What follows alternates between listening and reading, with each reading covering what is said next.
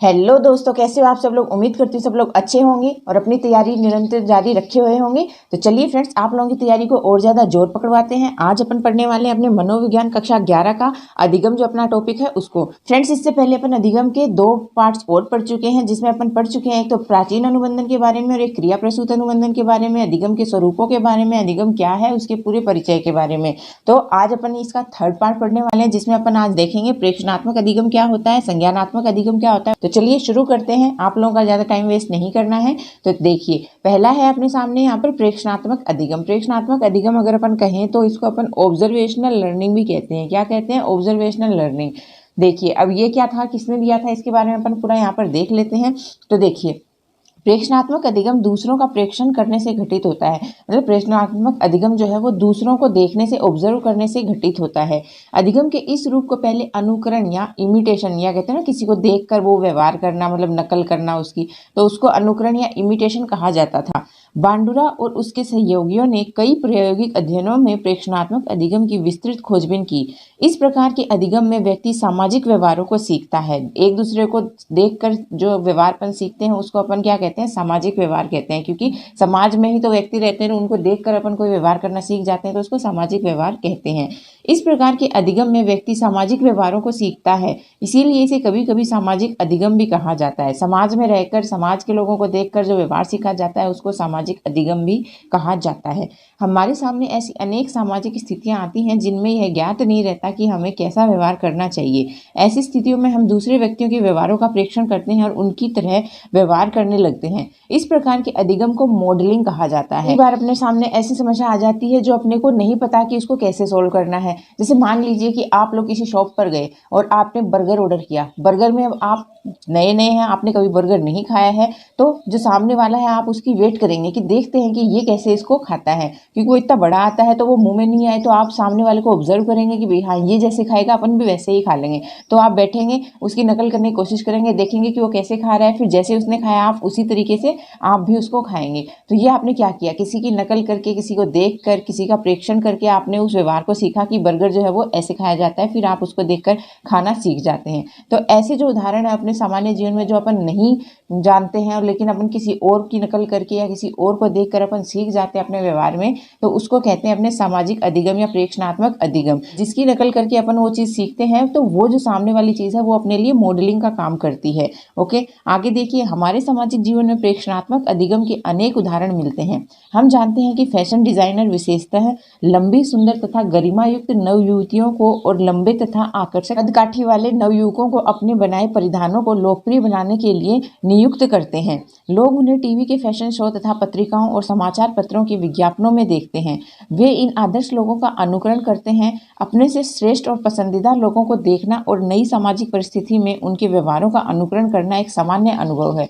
आपने देखा ही होगा, मॉडलिंग में, फिल्म इंडस्ट्री में, सब जगह क्या है, जो अट्रैक्टिव लोग होते हैं उनका चयन किया जाता है ताकि लोग क्या है, उनके जैसा बनने के लिए उनका अनुकरण करें, उनका व्यवहार करें और उनका जो क्या है वो ब्रांड चले। तो ये व्यवहार क्या है, ये अपन समाज में एक दूसरे को देख कर ही तो करना सीखते हैं। तो इस व्यवहार को कहते हैं सामाजिक अधिगम। प्रेक्षणात्मक अधिगम के स्वरूप को समझने के लिए बांदुरा के अध्ययनों का वर्णन करना उचित होगा। बांदुरा ने एक प्रसिद्ध प्रायोगिक अध्ययन में बच्चों का 5 मिनट की अवधि की एक फिल्म दिखाई। फिल्म में एक बड़े कमरे में बहुत से खिलौने रखे थे और उनमें एक खिलौना एक बड़ा सा गुड्डा बोबो डॉल था। अब कमरे में एक बड़ा लड़का प्रवेश करता है और चारों ओर देखता है। लड़का सभी खिलौनों के प्रति क्रोध प्रदर्शित करता है और बड़े खिलौनों के प्रति तो विशेष रूप से आक्रामक हो उठता है। वह गुड्डे को मारता है, उसे फर्श पर फेंक देता है, पैर से ठोकर मारकर गिरा देता है और फिर उसी पर बैठ जाता है। इसके बाद का घटनाक्रम 3 अलग रूपों में 3 फिल्मों में तैयार किया गया। एक फिल्म में बच्चों के एक समूह ने देखा कि आक्रामक व्यवहार करने वाले लड़के मॉडल को पुरस्कृत किया गया और एक प्रौढ़ व्यक्ति ने उसके आक्रामक व्यवहार की प्रशंसा करी। दूसरे ने क्या किया, दूसरी फिल्म में बच्चों के दूसरे समूह ने देखा कि उस लड़के को उसके आक्रामक व्यवहार के लिए दंडित किया गया। तीसरी फिल्म में बच्चों के तीसरे समूह ने देखा कि लड़के को न तो पुरस्कृत किया गया और न ही दंडित किया गया। तो इस प्रकार बच्चों के 3 समूहों को 3 अलग अलग फिल्में दिखाई गई। फिल्में देख लेने के बाद सभी बच्चों को एक अलग प्रायोगिक कक्ष में बिठाकर उन्हें विभिन्न प्रकार के खिलौनों से खेलने के लिए स्वतंत्र छोड़ दिया गया। इन समूहों को छिप कर देखा गया और उनके व्यवहारों को नोट किया गया। उन लोगों ने पाया कि जिन बच्चों ने फिल्म में खिलौनों के प्रति किए जाने वाले आक्रामक व्यवहार को पुरस्कृत होते देखा था, वे खिलौनों के प्रति सबसे अधिक आक्रामक थे। सबसे कम आक्रामकता उन बच्चों में दिखाई जिन्होंने फिल्म में आक्रामक व्यवहार को दंडित होते हुए देखा था। इस प्रयोग से यह स्पष्ट होता है कि सभी बच्चों ने फिल्म में दिखाए गए घटनाक्रम से आक्रामकता सीखी और मॉडल का अनुकरण भी किया। प्रेक्षण द्वारा अधिगम की प्रक्रिया में प्रेक्षक मॉडल के व्यवहार का प्रेक्षण करके ज्ञान प्राप्त करता है, परंतु वह किस प्रकार से आचरण करेगा यह इस पर निर्भर करता है कि मॉडल को पुरस्कृत होते हुए देखा है या दंडित होते हुए। तो देखिए फ्रेंड्स, जैसा कि इसमें बोबो डॉल पर प्रयोग किया गया, जिसमें बच्चों ने जैसी उन्होंने फिल्म देखी उसके अनुसार व्यवहार किया है, इसी प्रकार से अपन अगर देख लें तो अपने सामान्य जीवन में बहुत सारे उदाहरण हैं जिसको अपन आइडल मानते हैं। वो जैसा करता है तो अपन भी उसके जैसा ही करना चाहते हैं। अपन किसी से प्रभावित हो जाते हैं तो वो जो कुछ करता है ना, अपन सब कुछ उसके जैसा करना चाहते हैं। जैसे मान लीजिए अपने हीरो हीरोइंस हैं जिसके प्रति अपन बहुत ज़्यादा अट्रैक्शन फील करते हैं, तो जैसा वो रहता है, जैसे वो पहनता है, जैसे वो करता है, अपन सब उसकी नकल करना चाहते हैं। ज़्यादा से ज़्यादा उसके जैसा बनना, उसके जैसा दिखना चाहते हैं। अपना जो हीरो अगर वो अच्छे काम करता है तो अपन भी अच्छे कार्यों की तरफ उन्मुख होंगे, और अगर जो अपना हीरो है वो गलत काम कर रहा है तो अपन भी गलत कामों की तरफ उन्मुख होंगे। तो ये अपने बताया गया है कि ये अपने प्रेक्षणात्मक अधिगम है जो अपन समाज में रहकर सामाजिक लोगों को देखकर उनके जैसा व्यवहार करना सीख जाते हैं। तो आपका जो मॉडलिंग है जिसको देखकर आप अपना व्यवहार सीखते हैं वो अच्छा होना चाहिए या आदर्श होना चाहिए। आपने देखा होगा कि छोटे शिशु भी घर में तथा सामाजिक उत्सवों व समारोह में प्रौढ़ व्यक्तियों के अनेक प्रकार के व्यवहारों को ध्यान से प्रेक्षण करते हैं। इसके बाद अपने खेल में उनको दोहराते हैं। जैसे आपने देखा होगा अपने घरों में छोटे बच्चे होते हैं वो बड़ों की नकल करते हैं। जैसे बड़े हैं वो अगर फ़ोन पर बात कर रहे हैं तो जो छोटे बच्चे हैं वो भी क्या करते हैं, मतलब उनको देखकर सीखते कि हाँ फ़ोन ऐसे आता है, उसको ऐसे कान के लगा के बात करते हैं। बच्चे भी नकली में जब अपने खेल में जब खेलते हैं तो क्या करते हैं, अपने हाथ को कान पर लगा के करते हैं हेलो ये वो, मतलब वो बातें करते हैं, उनके जैसा बड़ों के जैसा व्यवहार दिखाते हैं क्योंकि वो उन्होंने उसको बड़ों को देखकर सीखा है। इसके अलावा वो अपने खेल खेल में टीचर बन जाते हैं। कभी वो गुड्डे गुड़िया बनकर मतलब अपनी जो उनकी दुनिया होती है उस दुनिया में अपने सारे खेल वही करते हैं जो बड़ों से वो देखते हैं सीखते हैं। कभी वो दादाजी बन जाएंगे, कभी वो टीचर बन जाएंगे, कभी कोई विवाह समारोह का जो उन्होंने देखा होता है उसको मतलब प्रत्यक्षित करेंगे, कभी अपना बर्थडे मनाने लग जाते हैं, कभी चोर सिपाही बन जाते हैं। ऐसे मतलब काफ़ी खेल वो खेलते हैं जो वो बड़ों को देखकर सीखते हैं, वही चीज़ वो अपने खेल क्रियाओं में उनको दोहराते हैं। तो ये भी क्या है, एक प्रेक्षणात्मक अधिगम है जो बच्चे बड़ों को देखकर समाज में सीखते हैं। आगे देखिए कि बच्चे अधिकांश सामाजिक व्यवहार प्रौढ़ों का प्रेक्षण तथा उनकी नकल करके सीखते हैं। अधिकांश जो व्यवहार जो वो करते हैं वो बड़ों की नकल करके ही सीखते हैं। जैसे कपड़े पहनना, बालों को संवारने की शैली और समाज में कैसे रहा जाए, यह सब दूसरों को देखकर सीखा जाता है। विभिन्न अध्ययनों से यह भी ज्ञात हुआ है कि बच्चों में व्यक्तित्व का विकास भी प्रेक्षणात्मक अधिगम के द्वारा होता है। आक्रामकता, परोपकार, आदर, नम्रता, परिश्रम, आलस्य आदि गुण भी अधिगम की इसी विधि द्वारा अर्जित किए जाते हैं।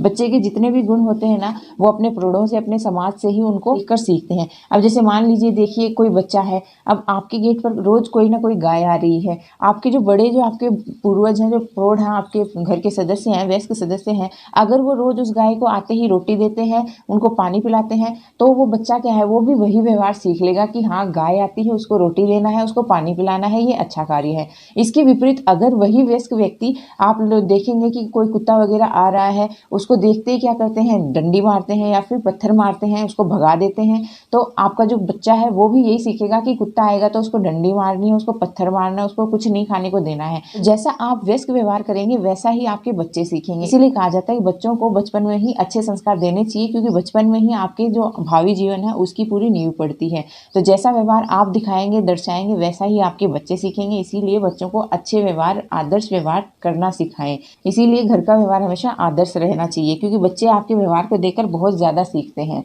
चलिए आगे देखिए, आगे है आपका संज्ञानात्मक अधिगम, जिसको अपन कहते हैं कॉग्निटिव लर्निंग। कुछ मनोवैज्ञानिक अधिगम को उन संज्ञानात्मक प्रक्रियाओं के रूप में देखते हैं जो अधिगम के मूल में होती हैं। उन्होंने अधिगम के ऐसे उपागम विकसित किए हैं जो उन प्रक्रियाओं पर फोकस करते हैं जो अधिगम करते समय घटित होती है, न केवल एसार या ऐसे संबंधों पर ध्यान केंद्रित करके जैसा कि प्राचीन व क्रिया प्रसूत अनुबंधन में किया जाता है। अतः संज्ञानात्मक अधिगम में सीखने वाले व्यक्ति के कार्यकलापों की बजाय उसके ज्ञान में परिवर्तन आता है। अतः संज्ञानात्मक अधिगम में सीखने वाले व्यक्तियों के कार्यकलापों की बजाय उसके ज्ञान में परिवर्तन आता है। अंतर्दृष्टि अधिगम एवं अव्यक्त अधिगम में इस प्रकार का अधिगम परिलक्षित होता है। देखिए कोग्निटिव लर्निंग, इसमें आपको बताया गया है कि जो भी व्यक्ति करता है ना वो उसके संज्ञानात्मक व्यवहार को भी दर्शाता है, उसके ज्ञान में परिवर्तन करता है। जो भी उसने समाज में देख लिया, जो भी उसने सीख लिया, समझ लिया, वो उसके ज्ञान को स्थायी करता है, उसके ज्ञान में परिवर्तन लाता है। जैसे देखिए संज्ञानात्मक अधिगम पर एक प्रयोग किया था, किसने? अपने कोहलर ने किया था। कोहलर जिसने अंतर्दृष्टि अधिगम, जो चिंपैंजी था सुल्तान नामक, उसके ऊपर उसने प्रयोग किया था। क्या था वो प्रयोग, तो अपन देख लेते हैं। अंतर्दृष्टि अधिगम इन्होंने अपने प्रयोग का नाम दिया था कोहलर ने। कोहलर ने अधिगम का एक ऐसा मॉडल प्रदर्शित किया जिसकी व्याख्या अनुबंधन के आधार पर सरलता से नहीं की जा सकती। उन्होंने चिंपैंजी पर अनेक प्रयोग किए जिसमें चिंपैंजी को जटिल समस्याओं का समाधान करना था। कोहलर ने चिंपैंजी को एक बंद खेल क्षेत्र में रखा जहां भोजन था, लेकिन चिंपैंजी की पहुंच के बाहर था। इस खेल क्षेत्र में कुछ उपकरण जैसे डंडे तथा बॉक्स भी रख दिए गए थे। चिंपैंजी ने तेजी से बॉक्स पर खड़े होना या डंडे से भोज्य पदार्थ को अपनी ओर खिसकाना सीख लिया था। इस प्रयोग में अधिगम प्रयत्न त्रुटि तथा प्रबलन के परिणाम स्वरूप घटित नहीं हुआ, बल्कि अकस्मात अंतर्दृष्टि दीप्ति द्वारा घटित हुआ। चिंपैंजी कुछ समय तक खेल क्षेत्र में घूमता रहा, फिर एकाएक एक बक्से पर खड़ा हो जाता है, एक डंडा उठाकर केले पर मारता है जो कि सामान्यतः उनकी पहुंच से बाहर ऊंचाई पर थे। चिंपैंजी ने जो अधिगम प्रदर्शित किया उसे कोहलर ने अंतर्दृष्टि अधिगम कहा। यह ऐसी प्रक्रिया है जिसके द्वारा किसी समस्या का समाधान एकाएक स्पष्ट हो जाता है।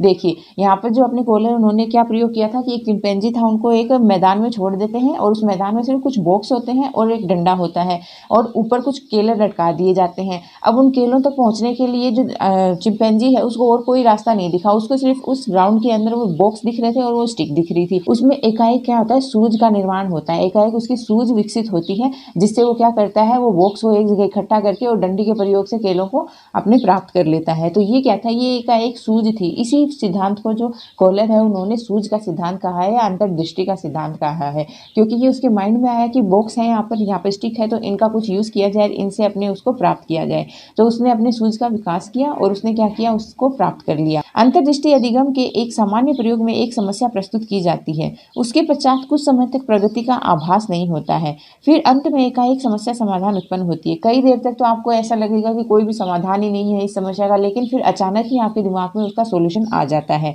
अंतर्दृष्टि अधिगम में अचानक समाधान प्राप्त होना अनिवार्य है। इसमें अंतर्दृष्टि अधिगम में इसमें अचानक ही जो समाधान आता है वो आना अनिवार्य है। अगर टाइम लेकर आएगा तो फिर वो अंतर्दृष्टि नहीं कहलाएगा।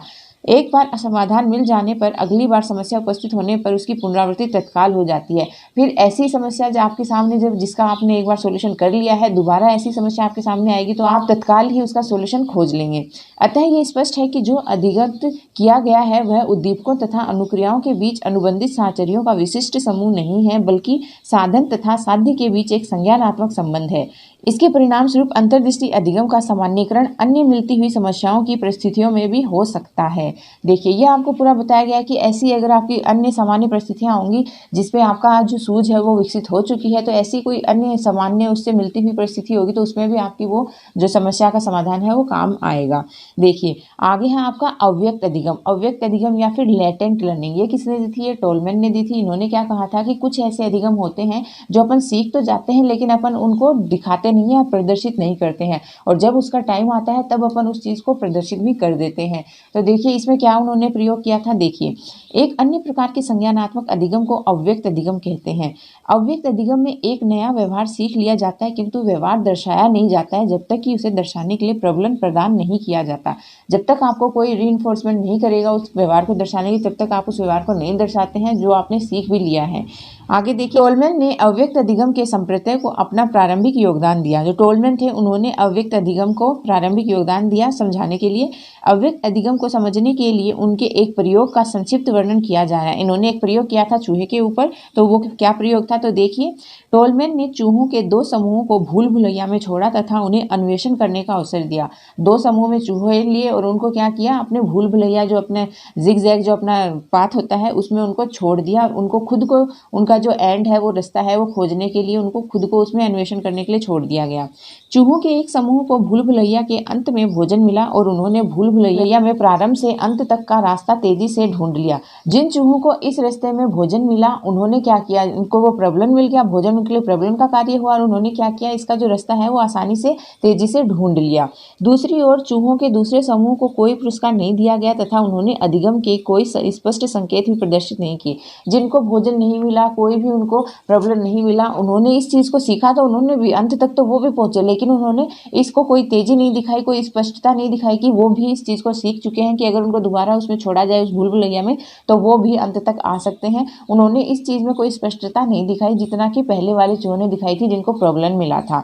ओके, लेकिन बाद में जब उन्हें प्रबलित किया गया तो वे भी भूल भुलैया के रास्ते में प्रारंभ से अंत तक उतनी सक्षमता से दौड़ने लगे जितना कि पुरस्कृत समूह के चूहे दौड़ते थे। लेकिन कुछ समय बाद में जब उनको वहां पर भोजन दिया गया जो उनके प्रबलन का कार्य करता था, तो वो प्रबलन दिया गया तो उसके बाद उन चूहों ने भी उसी तेजी से अपना जो अंत है प्रारंभ से अंत तक उसी तेजी से उन्होंने अपना रास्ता खोज लिया जितना कि जो पहले के समूह को प्रबलन मिला था उन्होंने किया था। टोलमैन ने यह प्रतिपादित किया कि अप्रबलित समूह के चूहों ने भी भूल भुलैया के मानचित्र को अन्वेषण करके जल्दी ही सीख लिया था। जिनको प्रबलन नहीं मिला था उन चूहों ने भी वो जो भूल भुलैया का मानचित्र था उसको सीख लिया था, और जिनको मिला था उन्होंने तो सीखा ही था, तो बिना प्रबलन के भी उन्होंने सीख लिया था, लेकिन उसको उन्होंने व्यवहार में दिखाया नहीं, जो कि जिनको प्रबलन मिला था उन्होंने दिखाया था। केवल उन्होंने अपने अव्यक्त अधिगम का प्रदर्शन तब तक नहीं किया था जब तक कि ऐसा करने के लिए उन्हें प्रबलन प्रदान नहीं किया गया था। जब तक कि उनको भोजन नहीं दिया गया, कोई रीइंफोर्समेंट नहीं दिया गया, प्रबलन नहीं दिया गया, तब तक उन्होंने उस व्यवहार को शो नहीं किया कि हाँ वो भी उस मानचित्र के पूरे मैप को समझ चुके हैं या जानते हैं। इसके बजाय चूहों ने भूल भुलैया का एक संज्ञानात्मक मानचित्र कॉग्निटिव मैप विकसित किया, अर्थात अपने लक्ष्य तक पहुंचने के लिए उन्हें जिन दिशाओं और स्थानिक अवस्थितियों की आवश्यकता थी उसका मानस चित्रण किया। इसके लिए उन्होंने क्या किया, जो मैप में उनका जो मेन पॉइंट था जहाँ तक उनको पहुंचना था, उसको किस मोड़ पर कौन सी दिशा में उनको मुड़ना है, वो पूरे उन्होंने अपने माइंड में उन्होंने स्टोर कर लिया था कि रास्ते में इतने अवरोध हैं, इतने मोड़ हैं, इन चीज़ों को उन्होंने अपने माइंड में सेव कर लिया था कि उनको अंत तक जाने के लिए क्या क्या करना है। ऐसे अपन अपने दैनिक जीवन में अगर उदाहरण देखें तो देखिए, अपन किसी एग्जाम में बैठते हैं, अब बैठते हैं सब बच्चे, लेकिन उसमें से आता तो फर्स्ट कोई एक ही बच्चा है। उसमें जब फर्स्ट आ गए तो इसका मतलब ये तो नहीं है जो पीछे जो बच्चे रह गए हैं उन्होंने कुछ सीखा ही नहीं था, सीखते वो बच्चे भी हैं, लेकिन तब तक वो उस चीज़ को शो नहीं करते हैं जब तक कि आप लोगों को कोई रीइंफोर्समेंट या फिर प्रॉब्लम नहीं मिलता है, तब तक आप उस चीज़ को शो नहीं करेंगे। जहाँ पर आपको प्रॉब्लम मिलेगा, आपको पुरस्कृत किया जाएगा अपने व्यवहार के, तो वहाँ पर आप अपना जो ज्ञान है वो बताएंगे कि हाँ आप लोगों ने भी वो चीज़ सीखी है। देख लीजिए, घर में किचन में है, मम्मी चाय बनाती है, सबको पता है चाय कैसी बनती है, लेकिन बच्चा क्या है वो कभी उस व्यवहार को दिखाएगा नहीं कि हाँ उसको भी पता है कि चाय कैसी बनती है, कोई नहीं रहेगा तो फिर वो उसको बना सकता है। और जब वास्तव में कोई ऐसी स्थिति आ जाती है जब उनको बनानी पड़े तो वो भी उस चीज़ को कर सकते हैं, लेकिन जब तक उनको नहीं कहा जाएगा, कोई प्रॉब्लम नहीं दिया जाएगा कि आप ये बनाकर दिखाइए, आपको ये मिलेगा वो मिलेगा, इतने कोई भी बच्चा अपने आप से कोई कार्य नहीं करता है। लेकिन इसका मतलब ये तो नहीं है कि उन्होंने वो चीज़ सीखी नहीं है, सीखी हुई होती है, लेकिन वो उसको प्रदर्शित नहीं करते हैं, शो नहीं करते हैं कि वो चीज़ उनको आ गई है। इसके अलावा और भी बहुत सारे एग्जाम्पल हैं। चलिए फ्रेंड्स, आज के वीडियो में तो बस इतना ही। आज अपन यहीं तक पढ़ेंगे, नेक्स्ट वीडियो में अपन पढ़ेंगे वाचिक अधिगम और इसके आगे और भी जो बच गए हैं अपने अधिगम के पार्ट्स उन सबको। फ्रेंड्स, एक एक पॉइंट बहुत ही ज़्यादा इंपॉर्टेंट है, बिल्कुल भी मिस मत कीजिएगा। मैं आपको फिर से कह रही हूँ, इसमें से 2 से 3 क्वेश्चन बनते हैं। अधिगम बहुत ज़्यादा इंपॉर्टेंट टॉपिक है, तो अपन नेक्स्ट वीडियो में पढ़ेंगे अपना इसका वाचिक अधिगम और अपना संप्रत्यय अधिगम, कौशल अधिगम, अधिकरण अंतरण। इसके अलावा जो अपने अधिगमकर्ता की अधिगम शैलियाँ बच गई हैं वो अधिगम शैलियों में संबंधात्मक शैली और विश्लेषणात्मक शैली, इनका जो डिफरेंस होता है वो इसको अपन पढ़ेंगे। फिर अधिगम असक्ताएं पढ़ेंगे, अधिगम सिद्धांतों के अनुप्रयोग पढ़ेंगे। यहाँ पर अपना जो चैप्टर है वो खत्म हो जाएगा। फिर अपन इसका सारांश देखेंगे और इससे जो अपने ऑप्शनल जो क्वेश्चन आंसर बनते हैं उनको अपन देखेंगे, जो ऑप्शनल आंसर इसके आरपीएससी 2020 की बुक में दिए गए हैं। देखिए फ्रेंड्स, इसके 2-3 पार्ट्स और बनेंगे, लेकिन आपको इसका कोई भी पार्ट मिस नहीं करना है क्योंकि बेहद ही इंपॉर्टेंट टॉपिक है। तो आपको सारे पार्ट्स इसकी कंटिन्यू देखने हैं। ऑथेंटिक सामग्री है, ऑथेंटिक सामग्री पढ़िए, फालतू का कचरा जो अपने गाइड्स में है उनको पढ़ने की जरूरत नहीं है। टाइम कम है तो स्मार्ट स्टडी कीजिए, बेफालतू का मटेरियल मत पढ़िए, आपके पेपर्स जो हैं वो यहीं से बनने वाले हैं। तो चलिए फ्रेंड्स, उम्मीद करती हूँ आप लोगों को आज का पढ़ाया हुआ अच्छे से समझ में आया होगा। अगर आपको अच्छे से समझ में आया है तो वीडियो ज़्यादा से ज़्यादा लाइक कर दीजिए और चैनल को दिल खोलकर शेयर और सब्सक्राइब कर दीजिए। आप सभी प्यारे प्यारे दोस्तों का वीडियो को एंड तक देखने के लिए दिल से धन्यवाद। Thank you friends.